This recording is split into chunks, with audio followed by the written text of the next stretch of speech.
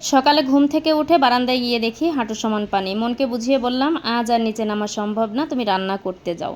তখন ঘড়িতে বাজে ৯টা থেকে ৯:৩০। আলসেমির কারণ তাইমুনের আজ থেকে স্কুল বন্ধ। ওদিকে স্কুল বন্ধ তাতে কি, তাইমুনের ঘুম আজ সবার আগে ভাঙছে।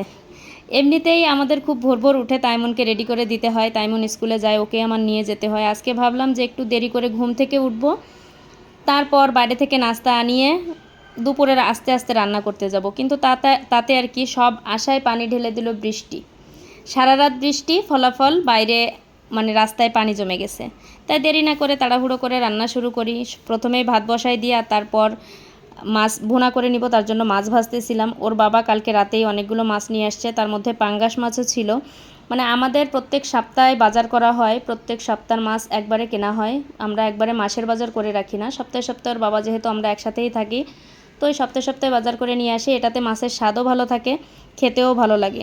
আর প্রত্যেক সপ্তাহে একটা করে আমাদের পাঙ্গাস মাছ থাকবেই, এটা আমাদের জাতীয় খাবার হয়ে গেছে। পাঙ্গাস মাছটা আমাদের ভীষণ পছন্দ, আমার ছেলের বাবা এবং আমরা খুবই বেশি পছন্দ করি পাঙ্গাস মাছ।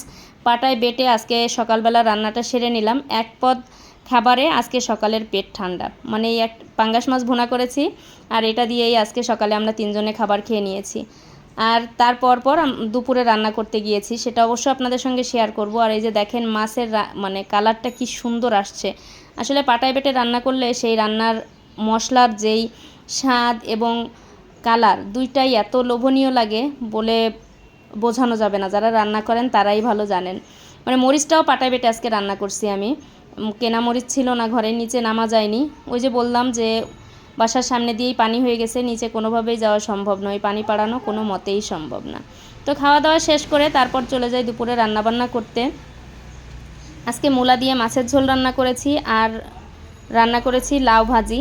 তো প্রথমে মূলাগুলোকে চুলায় দিয়ে দিলাম, মূলাগুলো কষিয়ে নিচ্ছি। আর তার আগে মাছটা ভেজে নিয়েছি। আমি সবসময় মাছটা ভেজে রান্না করি, কষানো বা ভাজায় আমার বাসায় কোনো কিছুই যায় আসে না। আমরা মানুষ 3 জন, এটা নিয়ে কারোর কোনো আপত্তি থাকে না যে কিভাবে রান্না করলাম বা কী করলাম।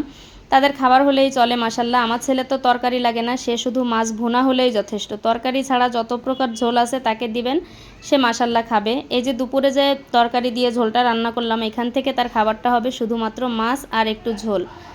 কোনো প্রকার তরকারি তার পাতে দিলে সে খাবেই না। তো যাই হোক, এখানে আমি রান্না করে নিলাম। আর আমি আমাদের অঞ্চলের রান্নাটাই খুব বেশি পছন্দ করি। আমি না, আমার বাসার সবাই, আমরা এই হালকা মশলা দিয়ে কোনো মতে রান্না করে খাই। অনেক বেশি মশলা দিয়ে কষিয়ে ঝাঁঝালো করে রান্না করে খাওয়াটা আমরা খুব একটা পছন্দ করি না।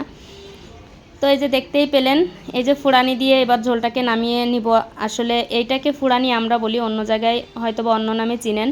পেঁয়াজটাকে একটু পুড়িয়ে সাথে একটু জিরা দিয়ে বেটে তারপর ঝোলের শেষে একবারে ঝোলের মধ্যে দিয়ে তারপর এটাকে আমরা নামিয়ে নিই। আর এদিকে আমি এই যে লাউ ভাজি করব, তার জন্য পেঁয়াজ পোড়ায় উঠায় রাখতেছিলাম। আমাদের সকল রান্নাই একটু অন্যরকম হয়ে থাকে। আসলে যার যার অঞ্চলের রান্না তার কাছে ভালো লাগে। একদম সহজ সরল রান্না করে থাকি আমরা সব সময়।